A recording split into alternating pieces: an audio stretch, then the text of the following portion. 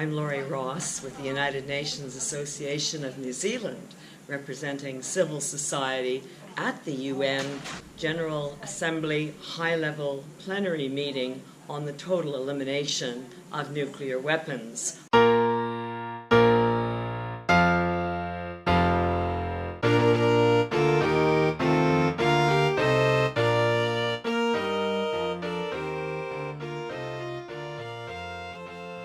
The most significant observation is that 60 government leaders spoke at the meeting to reaffirm the Treaty on the Prohibition of Nuclear Weapons agreed to by 122 nations in 2017, banning the possession, production, use, and threat of use of nuclear weapons. As Ireland's Minister of Defence, Paul Kehoe, said, "Nuclear weapons present an existential threat to humanity and have no place in international security doctrines." The TPNW helps fulfill the Non-Proliferation Treaty, Article 6, which committed the nuclear nations to proceed with nuclear disarmament since 1968. However, the 9 nuclear weapon states still try to justify billions of dollars for new nuclear weapons in defense doctrine. There are 3 crucial insights from my role as observer at the UN. Number 1, there are no military solutions to preventing climate change disaster or to liberating millions of people from poverty, social injustice, and environmental destruction. 2, no amount of nuclear or conventional weaponry will protect us from the threats. Increasing investment in warfare and militarism only contributes to greater global insecurity. 3, preparation for war is contrary to the purpose and principles of the UN Charter, which said to maintain international peace and security, and to that end take effective collective measures for the prevention and removal of threats to peace. The crux of the problem is the culture and history of warfare. Today, the 11th of November 2018, we commemorate the end of World War I 100 years ago. We honor the soldiers who fought and died defending civilians from unlawful aggression and invasion.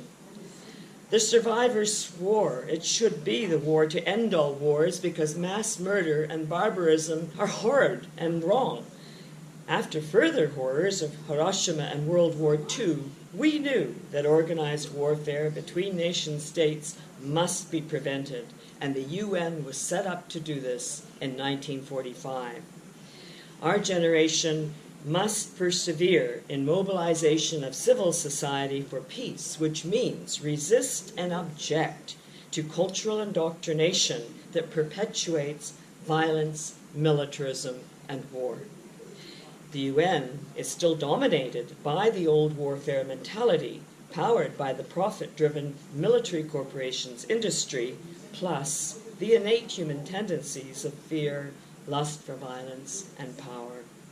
This split in the human psyche both condones and condemns war and violence.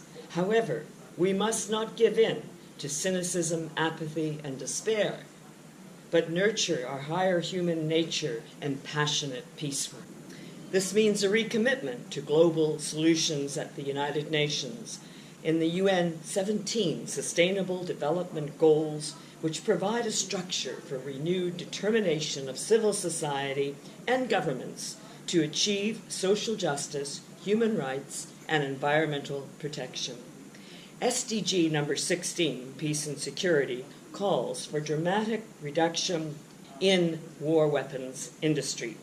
UN Secretary-General Antonio Guterres reinforces the mandate in Securing Our Common Future, an agenda for disarmament, launched this year. He says disarmament is essential to fulfill the SDGs. Governments must therefore develop peacemaking policies for defense and restore collective confidence in the true higher values of the UN. This requires funding peace education by NGOs to provide hope for the younger generation of global citizens in every country, involving employment in peace work for the future. New Zealand's role is to continue the cultivation of our civic pride as a nuclear-free peacemaker nation since 1987. This provides an authentic platform for the New Zealand Prime Minister Ardern's speech at the UN, in which she confirms the UN Charter to save succeeding generations from the scourge of war and to facilitate peace and disarmament by rejecting the threat or use of military force, by strengthening adherence to international rule of law based on universal values with the UN at its heart.